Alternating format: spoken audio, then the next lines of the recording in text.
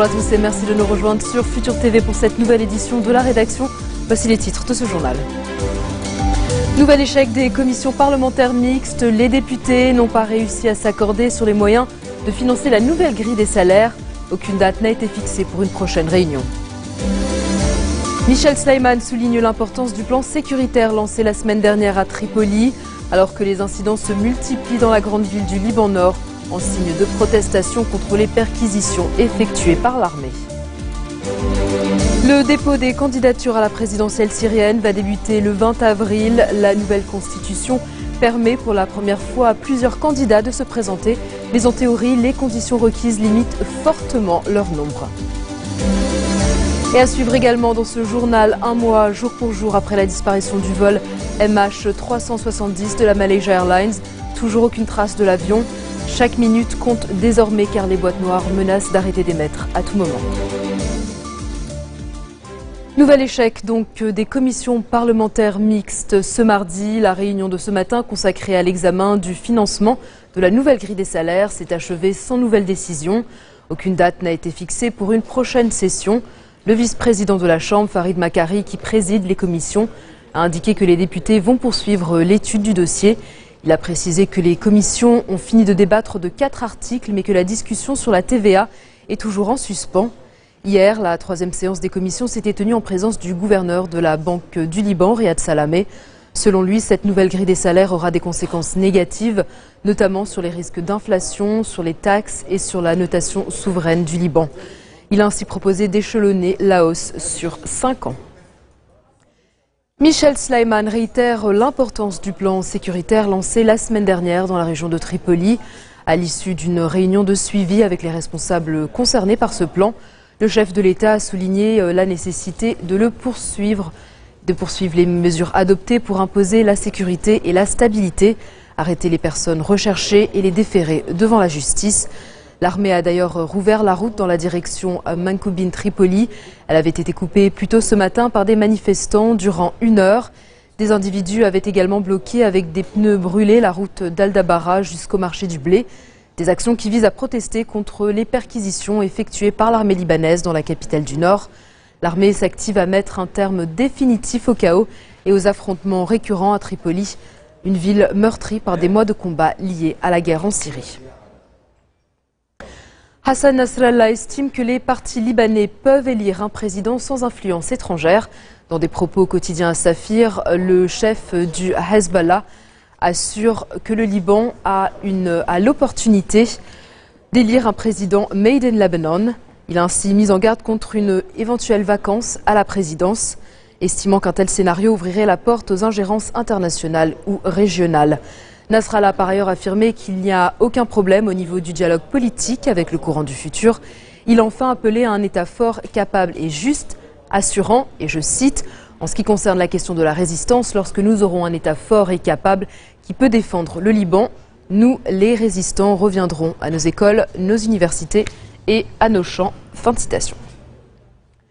Plusieurs produits et denrées alimentaires périmés ont été brûlés au Koura dans le nord du Liban. De la viande rouge, du poulet, des boissons alcoolisées, ainsi que des produits de nettoyage, tous périmés, ont été brûlés sur décision du juge du tribunal de Amioun, Emile Hazar. Ces dernières années, plusieurs raids ont été menés dans des dépôts à travers le Liban où étaient stockées des denrées alimentaires périmées. Les forces de sécurité avaient ainsi saisi en février dernier des produits alimentaires dans un entrepôt dans la région de Soufi, à Ashrafiyeh. Le 20 avril, c'est la date fixée pour le début du dépôt des candidatures à l'élection présidentielle syrienne. Jusqu'à présent, Bachar el-Assad et précédemment son père avaient été élus par référendum. Mais la nouvelle constitution approuvée en 2012 donne pour la première fois la possibilité à plusieurs candidats de se présenter. En théorie du moins, car en réalité, les conditions requises limitent fortement le nombre de candidats. Le Parlement syrien a ainsi approuvé des clauses qui empêchent de facto les figures de l'opposition en exil de se présenter, car elles stipulent que le futur président doit avoir vécu en Syrie de manière continue au cours des 10 dernières années. Bachar el-Assad n'a pas encore annoncé sa candidature officiellement, mais il y a de fortes chances qu'il se représente. Aucune date n'a été annoncée pour le scrutin, mais les électeurs doivent être convoqués avant le 17 juillet et 60 à 80 jours avant la fin du mandat du président Assad. Reprise des négociations sur le nucléaire entre Téhéran et les grandes puissances ce mardi. Objectif de cette troisième session, parvenir à un accord global d'ici au 20 juillet. Les pourparlers qui se tiennent au siège des Nations Unies à Vienne réunissent les négociateurs des deux camps. Jusqu'à mercredi, l'Iran a accepté de geler une partie de son programme en échange d'une levée partielle et provisoire des sanctions internationales. Mais il y a encore de nombreux points de désaccord à régler. Autre négociation au Proche-Orient cette fois, où Israéliens et Palestiniens ont tenu une nouvelle session de discussion sous l'égide des États-Unis. Pas de percée visible, mais l'intention de se revoir pour tenter de prolonger le processus de paix au-delà de la date butoir du 29 avril. Selon Washington, des divergences demeurent, mais les deux camps sont déterminés à les réduire. Ce nouveau round intervient après une grave crise la semaine dernière. Israël a refusé de libérer, comme prévu, un dernier contingent de prisonniers, réclamant une prolongation des négociations au-delà du 29 avril. Le président palestinien Mahmoud Abbas a réagi en signant les demandes d'adhésion de la Palestine à 15 conventions et traités internationaux. Dans un instant, nous ferons le point sur le procès d'Oscar Pistorius au deuxième jour de sa déposition.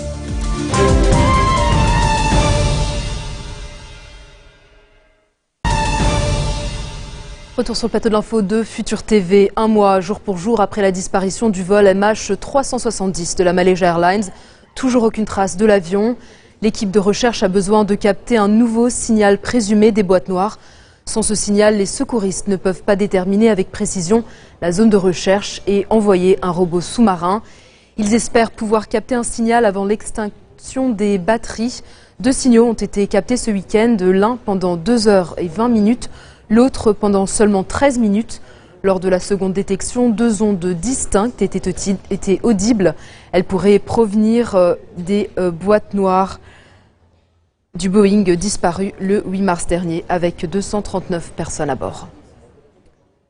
Direction l'Afghanistan où les autorités ont déjà reçu plus de 3000 plaintes sur des violations constatées pendant l'élection présidentielle de samedi dernier.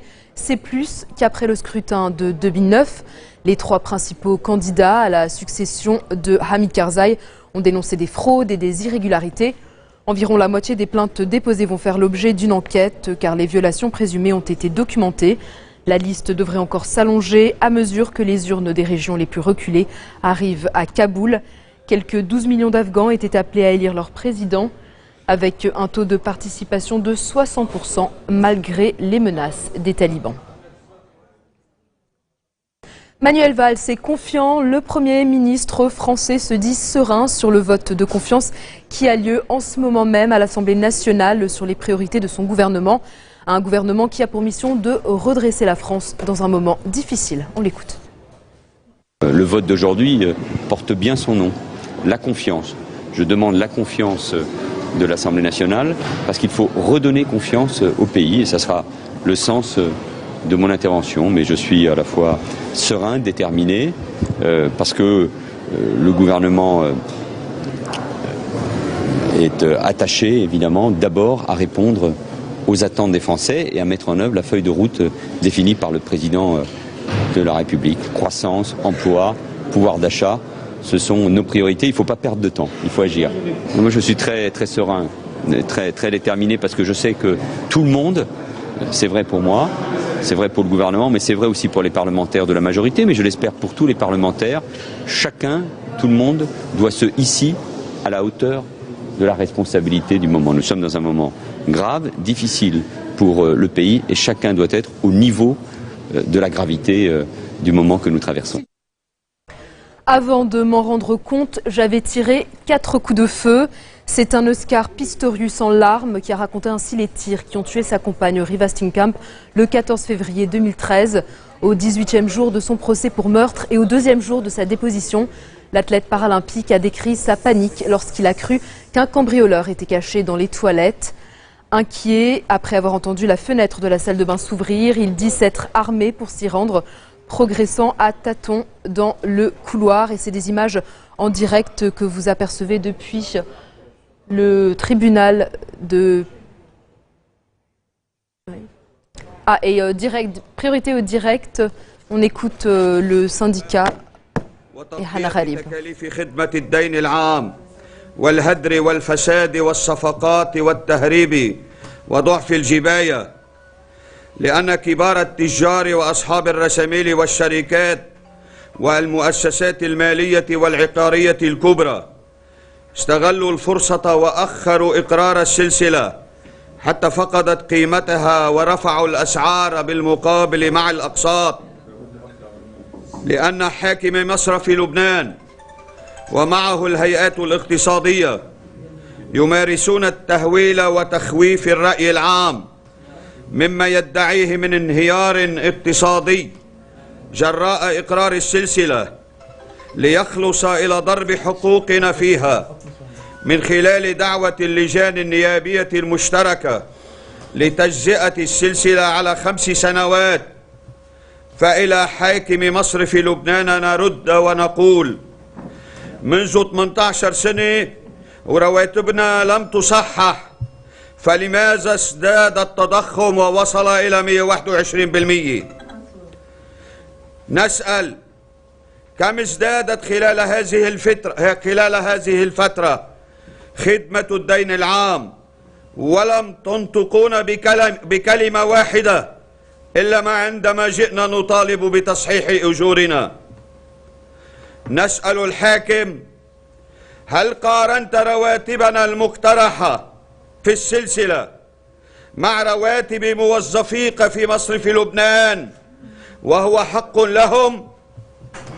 هل قارنت تعويضاتنا مع تعويضاتهم عند نهاية الخدمة وهو كذلك حق لهم؟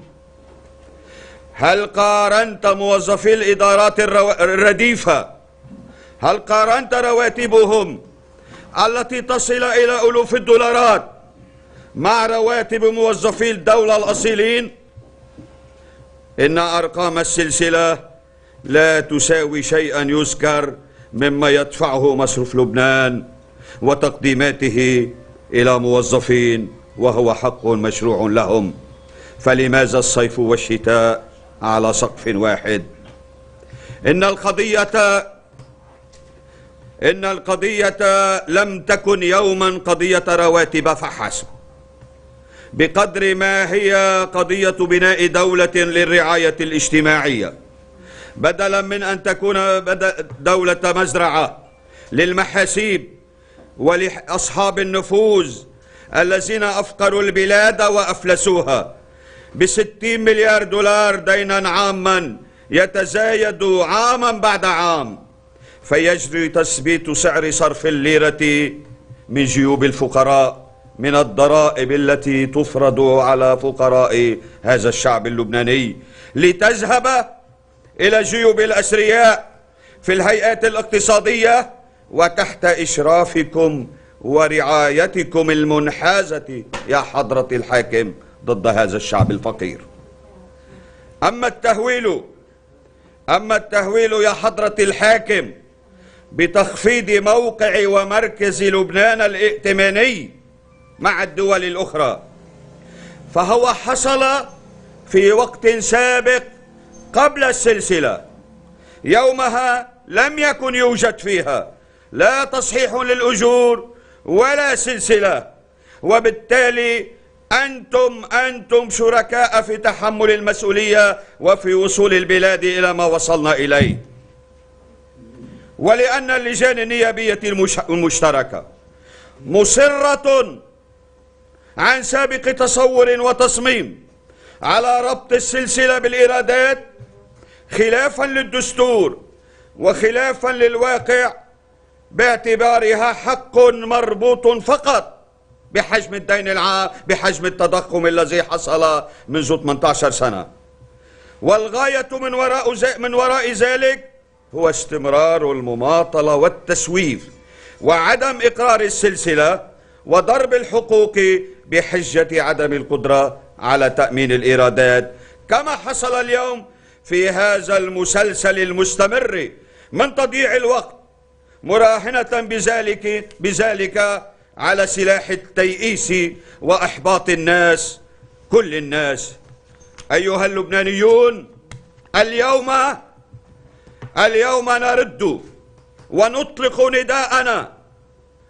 أيها اللبنانيات، أيها اللبنانيون جميعا، نساء ورجالا، شابات وشباب، طالبات وطلاب، معلمات ومعلمون، موظفات وموظفون، عاملات وعاملون، منتجون، مهمشون، فقراء ذوي الدخل المحدود، أبناء وبنات الطبقة الوسطى التي انهارت، ومزارعون وصناعيون وتجار صغار ومثقفون وفنانون. مناضلات أنتم، مناضلون، حالمات وحالمون، مؤمنات ومؤمنون بالحق وبالعدالة وبالحرية وبالعيش الكريم وبالازدهار وبالرفاهية للجميع.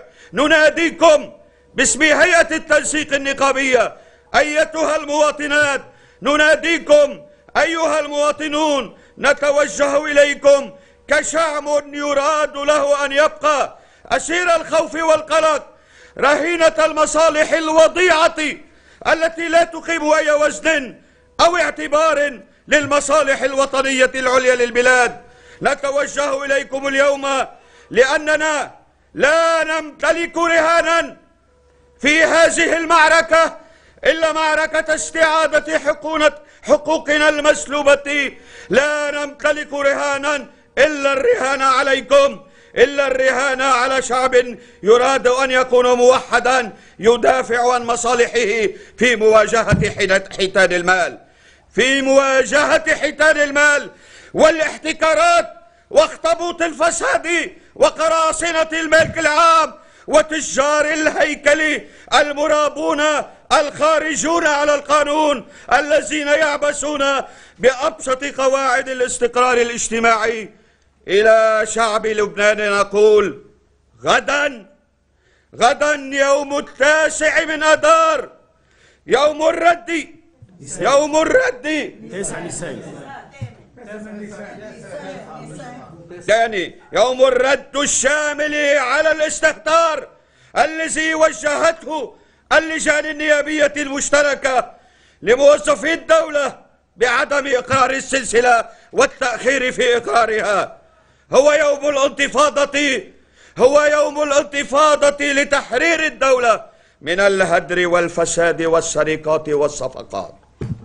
هو يوم لإلغاء البنود الضريبية المقترحة لتمويل السلسلة من جيوب المواطنين الفقراء وأصحاب الدخل المحدود. هو يوم لتمويل السلسلة وشد الغزل لرفض تمويل السلسلة من وعز الخزينة. هو يوم للدعوة لسدها من الريوع المصرفية والعقارية ومن فرض الغرامات على مغتصبي الأملاك البحرية والنهرية. هو يوم لإقرار سلسلة الرتب والرواتب بأسرع وقت ممكن 121% مع الحفاظ على الحقوق المكتسبة لكافة القطاعات الوظيفية، أسوة بالقضاة وبأساتذة الجامعة اللبنانية، ومن دون تجزئة ولا تخفيض ولا تقصيد، ووفق الاتفاقات